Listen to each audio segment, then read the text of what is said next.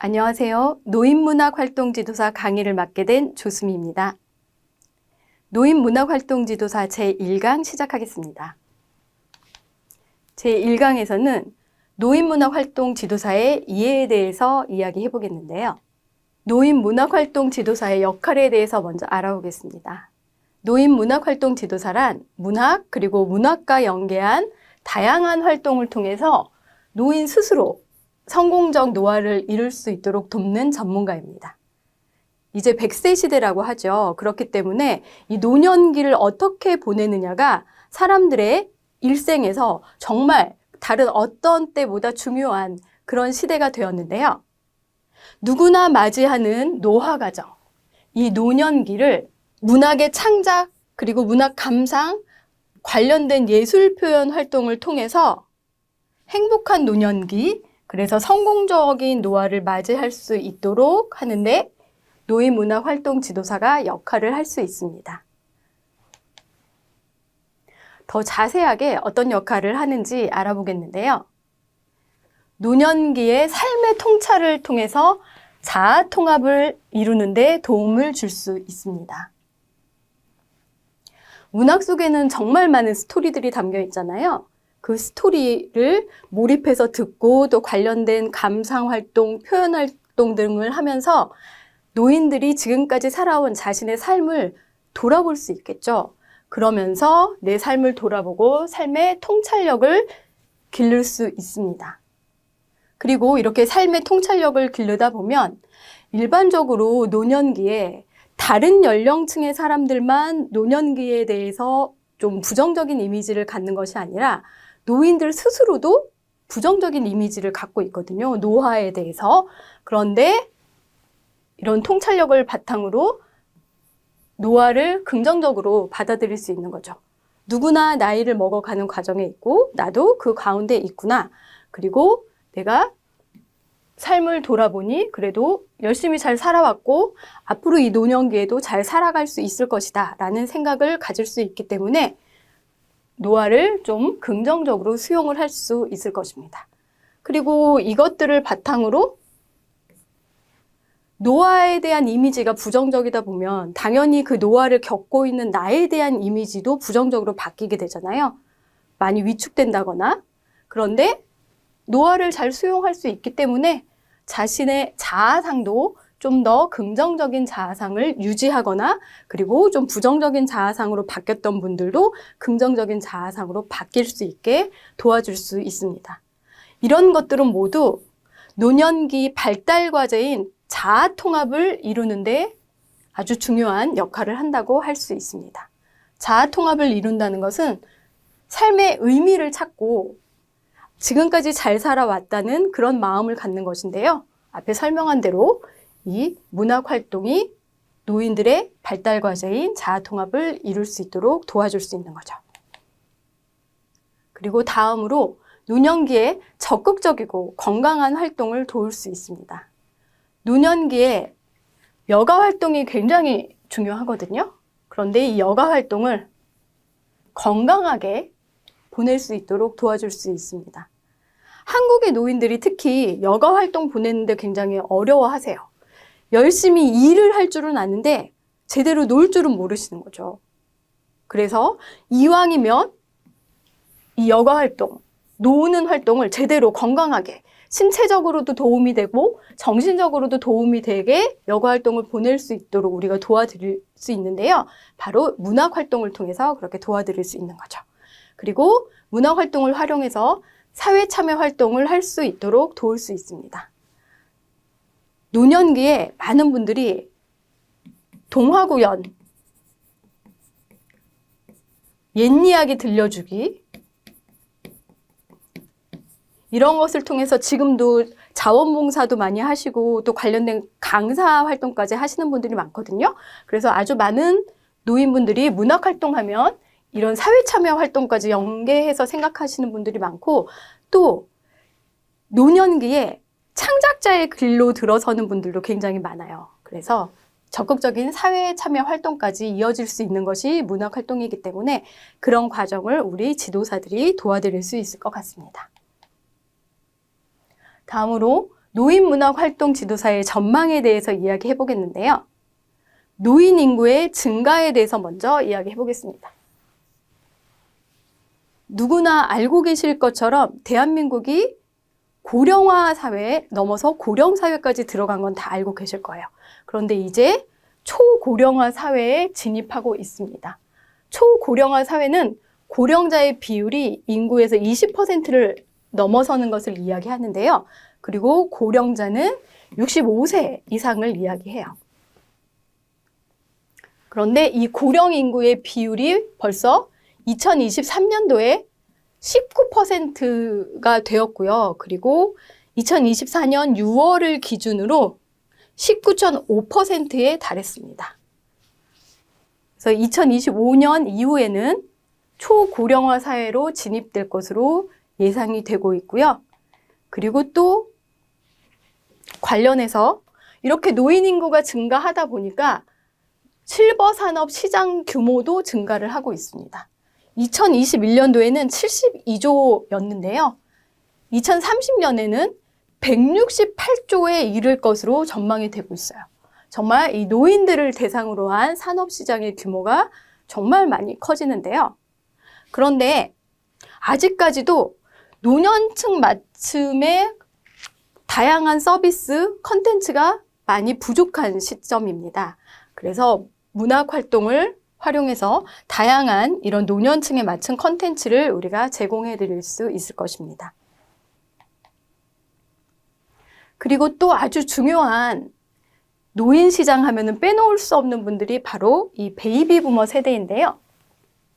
이 베이비 부머 세대들이 이미 은퇴를 시작을 했고 앞으로도 많은 분들이 지속적으로 은퇴를 할 예정에 있습니다. 베이비 부머 세대라고 하면요. 1차 베이비 부머, 2차 베이비 부머로 나누어서 우리가 이야기를 하고 있는데요. 1차 베이비 부머는 1955년에서 63년생을 일반적으로 이야기하고요. 그리고 2차 베이비 부머 세대는 64년에서 74년까지에 태어나신 분들을 1차, 2차 베이비 부머 세대라고 이야기를 하고 있죠. 이 시기에 정말 폭발적으로 대한민국이 산업화도 들어서고 인구도 아주 많이 늘은 그런 시기에 태어나서 한국의 산업 발전 온몸으로 이 시기를 겪어내신 분들이 베이비 부머 세대라고 할 수 있습니다. 이분들은 이전 세대에 비해서 비교적 학력이 높으세요. 이전 세대의 분들이 전쟁 후에 자녀를 낳고 어떻게든 내 자식만은 공부를 시켜서 잘 먹고 잘 살게 하겠다 하고 굉장히 공부를 열심히 시켰죠. 그리고 이전 세대에는 아무리 똑똑하다고 해도 여성 같은 경우에 학교에 진학하는 것이 좀 힘들었는데 이때부터는 그래도 뭐 지역별로 좀 차이가 있긴 하지만 여성분들도 학교에 진학을 많이 하셔서 평균적으로 높은 학력에 있으시고요. 그리고 경제적인 여유도 비교적 있는 편입니다. 그런데다가 더 중요한 것이 대한민국의 성장기를 이끌었다는 그런 성취 경험이 풍부하고 그래서 여전히 노년기에도 열정이 가득하세요. 그리고 이런 자부심, 자긍심 이런 것들로 또 가득하시고요.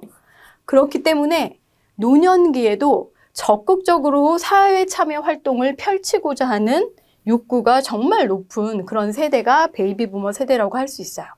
그런데 그런 활동을 하는데 이분들의 그런 기대에 맞는 활동이 아직은 많이 부족하죠.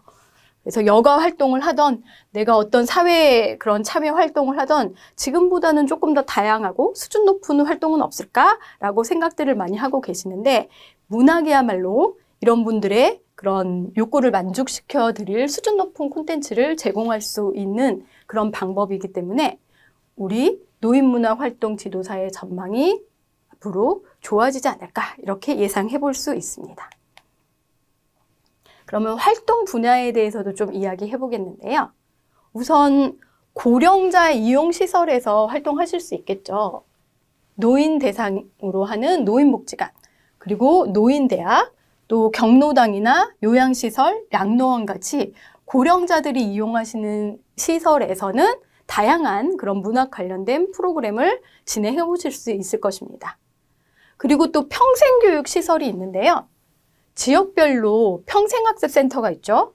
그리고 노인복지관이 아닌 장애인복지관, 노인복지관, 그리고 종합적으로 많은 그런 취약계층들을 대상으로 하는 종합복지관이 있고요. 그리고 도서관, 주민자치센터까지 많은 기관들에서 평생교육을 제공을 하고 있는데 그 안에서 우리가 고령자를 대상으로 한 프로그램을 여기서도 진행을 해보실 수가 있거든요. 그래서 평생교육시설에서도 활동하실 수 있고요. 그리고 내가 좀 능력이 된다. 나 혼자서라도 이런 프로그램을 진행해 볼 수 있을 것 같다. 그리고 참여자들을 많이 모을 자신이 있다 하시는 분들은 직접 이런 프로그램을 운영해 보실 수도 있어요.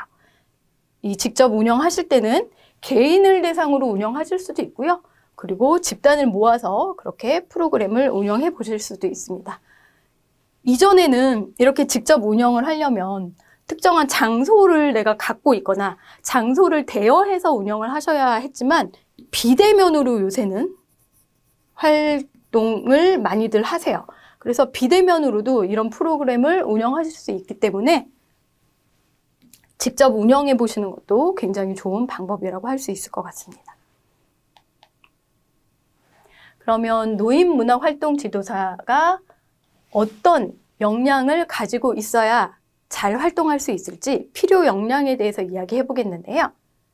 우선 노인문화활동 지도사가 어떤 영역에 대해서 탐구를 해야 하는지 그 부분에 대해서 먼저 이야기 드리겠습니다.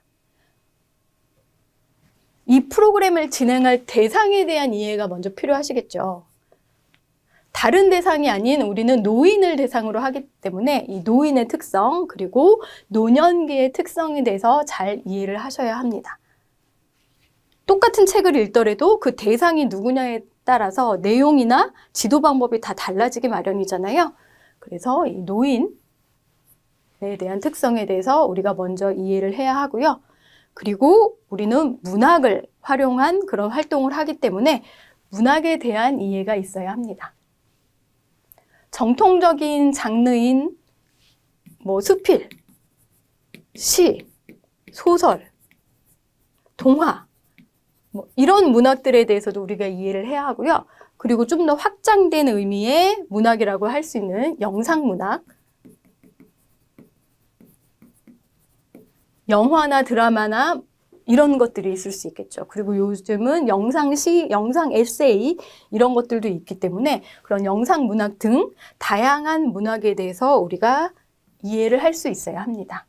그리고 이 문학을 그냥 같이 읽고 감상하거나 창작하거나 여기서 그치는 것이 아니라 관련해서 다양한 표현 활동을 할 수 있는 게 굉장히 중요하거든요. 그래서 음악으로 표현한다든지 미술로 표현한다든지 글쓰기로 표현한다든지 하는 다양한 문학과 연계한 활동에 대한 이해가 있어야겠습니다. 또 이런 것들을 잘 하고 있어도 전달을 잘 하지 못하면 안 되잖아요. 그래서 이런 중요한 컨텐츠들을 대상에게 잘 전달할 수 있는 교수법에 대한 이해도 필요합니다. 프로그램을 진행하는 법, 교안을 짜는 법, 강의 계획서를 작성하는 법 이런 것들에 대해서도 아셔야 되고요. 그리고 그 참여자, 개개인으로 그리고 집단으로 어떻게 활동을 지도하고 또 코칭까지 이어질지 이런 것에 대해서 여러분이 이해가 필요하고 우리 노인문화활동 지도사 과정은 이런 것들을 고려해서 커리큘럼이 짜져 있기 때문에 커리큘럼을 잘 쫓아오시면 이런 내용들을 다 이해하실 수 있을 것입니다. 그리고 아주 중요한 촉진자의 역량이 필요합니다. 참여자, 그리고 그 프로그램의 이제 학습자라고 할 수 있죠. 이분들이 적극적으로 참여할 수 있도록 촉진하는 게 중요한데요. 평생교육 현장에서 우리가 누군가에게 이런 프로그램을 진행할 때 나는 선생님, 그래서 내가 많은 걸 알아. 그래서 일방적으로 내가 아는 지식들을 막 나눠주는 거야. 이런 식으로 생각하실 것이 아니라 이 학습자, 참여자들과 이 가르치는 교수자 간에 서로 상호작용으로 많은 것들을 주고받는 그런 과정이라고 생각을 하시면 좋거든요. 그렇기 때문에 내가 일방적으로 가르쳐주는 사람이라기보다는 이분들이 좋은 것들을 스스로 발견하고 그것들을 또 생활에서 실천하실 수 있도록 촉진하는 그런 사람이라고 생각을 하시면 될 것 같아요. 그래서 이분들이 잘 참여하실 수 있게 격려와 지지가 필요하고요. 그리고 협력, 신뢰의 분위기가 이 학습자 간에도 형성될 수 있도록 지도를 하셔야 합니다. 평생 학습 현장에서는 학습자 간의 상호작용이 굉장히 중요한데 특히 노년층에는 와서 이 배우는 것도 즐겁지만 그 안에 서로 교류를 하고 싶어서 오시는 분들이 굉장히 많거든요.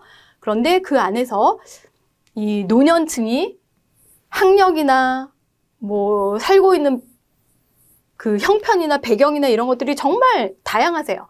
그러다 보니까 그 안에서 특정한 분들이 너무 뭐 목소리가 크다거나 해서 그 과정을 막 끌고 가려고 한다거나 어떤 분들은 뭐 소심해한다거나 이러실 수도 있거든요. 안 그러고 이제 서로 협력적인 그런 환경도 많이 있지만 이런 식으로 좀 분위기가 안 좋아지면 사람들이 이제 참여할 수 있는 그런 동기가 점점 떨어져서 나중에 프로그램 진행하실 때 좀 어려움을 겪으실 수가 있어요. 그래서 항상 그 학습자 간의 협력, 신뢰의 분위기가 될 수 있도록 지켜보시고 잘 지도하시는 것이 필요하고요. 그리고 노인 문학활동 지도사는 문학활동의 안내자라고 생각을 하시면 돼요. 이 노인 문학활동을 통해서 내가 내 작품을 뽐낸다거나 또 여기 참여하시는 분들이 대단한 작가가 되도록 우리가 이끌어주는 그런 과정은 아니거든요. 그렇기 때문에 참여자, 이 학습자들의 누구나 가지고 있는 창의성을 끌어내주는 그런 작업을 하시면 된다고 생각하시면 돼요. 그래서 앞에 얘기한 격려와 지지 이런 것들을 통해서 누구나 타고나는 그 창의력, 하지만 젊은 시절에 열심히 일하시면서 잊고 있었던 그런 창의력들을 노년기에 우리가 끌어내주는 그런 역할을 잘 해야 된다고 생각하시면 될 것 같습니다. 그리고 정말 중요한 기획 역량이 있는데요.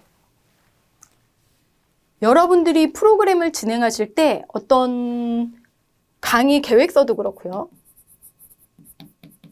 그리고 그런 교환, 그리고 활동을 할 때 워크시트, 활동지도 또 우리가 만들게 되거든요. 이런 것들이 어디서 딱 주어져서 이거 가지고 가세요, 이대로 프로그램 진행하세요, 이렇진 않아요. 그 대상, 그리고 그 뭐 시간이나 여러 가지에 맞춰서 여러분이 직접 이런 것들을 다 만드실 수 있어야 되거든요. 그래야만 또 프로그램을 잘 진행하실 수 있고요. 그래서 기획 역량이 정말 필요합니다. 그런데 이 기획 역량을 가지려면 앞에 얘기한 그 탐구 영역에 대한 이해를 바탕으로 프로그램을 기획하실 수 있어야 되는 거죠. 참여하는 참여자, 학습자의 요구와 수준에 맞게 기획을 하실 수 있어야 되고요. 그리고 또 굉장히 중요한 기관, 우리에게 이 프로그램을 좀 진행해 주세요 라고 맡긴 그 운영 주체의 요구에 맞는 기획을 하셔야 됩니다. 교육의 목적이 있을 거고요. 그리고 또 주제가 있을 거예요. 이런 것들에 맞춰서 기획해야 된다. 이거는 너무 당연한 이야기라고 생각되실 것 같고요. 그런데 또 이 프로그램 기획하면서 굉장히 중요한 게 시간입니다. 내가 생각하기엔 이 내용을 가지고 한 2시간은 해야 효과가 있을 것 같거나 적어도 1시간 반은 해야 된다. 이렇게 생각이 드는데 정말 피치 못하게 이 기관에서는 이것들을 1시간만 해주세요. 이렇게 이야기할 수도 있거든요. 그러면 그거에 맞춰서 좀 내용을 줄이시면서도 학습 목적이나 주제에 어긋나지 않게, 그리고 이 참여자들에게 좋은 영향을 끼칠 수 있게 이것들을 다듬으셔야 되잖아요. 그래서 시간도 굉장히 중요하고요. 그리고 인원도 굉장히 중요합니다. 인원은 사실 많으면 많을수록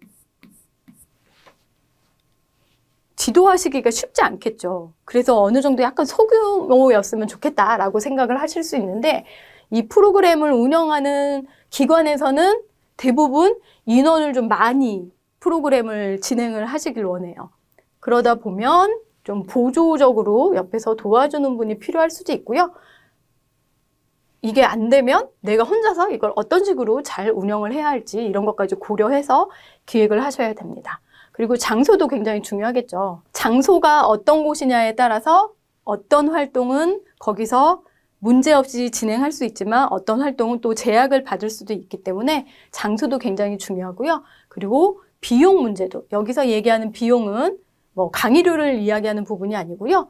이 프로그램을 진행을 하다 보면 재료나 이런 것들이 필요하잖아요. 그런데 이왕이면 사실 재료를 많이 들이면 들일수록 참여자들이 풍부한 그런 표현을 하실 수가 있겠죠. 그렇지만 대부분 이 비용에 제약이 있기 때문에 그 비용의 제약 안에서 내가 어떤 활동을 넣고 어떤 재료를 활용을 해서 최대의 효과를 낼 것인가 이런 것들도 고민을 많이 하셔야 돼요. 그렇기 때문에 이 부분들을 고려해서 나에게 이 강의를 맡긴 기관의 요구에 맞게 잘 기획을 하실 수 있어야 되는 거죠. 이런 것들을 다 고려해서 기획을 잘 하려면 어떻게 우리가 해야 좀 기획력을 기를 수 있을까 그 이야기를 해보려고 하는데요.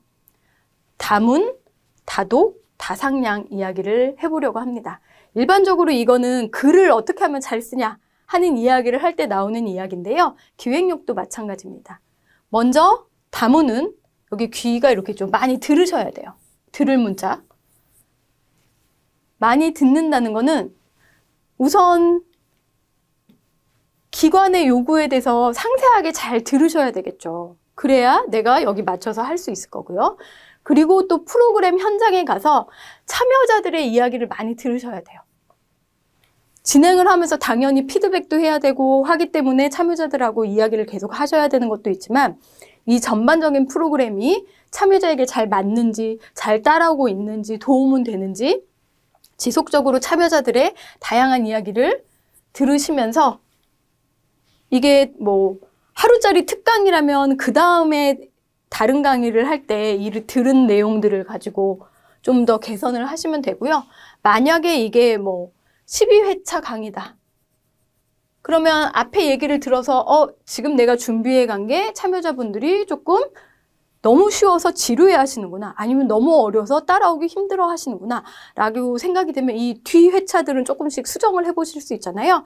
그래서 참여자들 현장의 소리도 많이 들으셔야 된다고 생각을 해서 제가 많이 들으시라는 말씀을 드리고요. 그리고 많이 읽으셔야죠. 당연히 어떤 프로그램이든지 내가 지도사가 되고 그리고 강사가 돼서 활동을 하려면 책도 많이 읽으시고 공부를 많이 하셔야 되는데 우리는 특히 문학을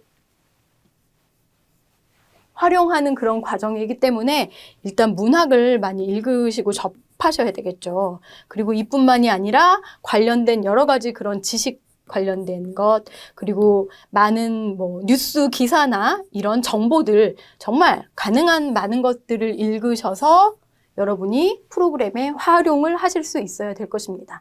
그런데 아무리 많이 듣고 아무리 많이 읽어도 내 머리로 그게 정리가 되고 내 머리로 생각을 많이 하지 않으면 또 소용이 없어요.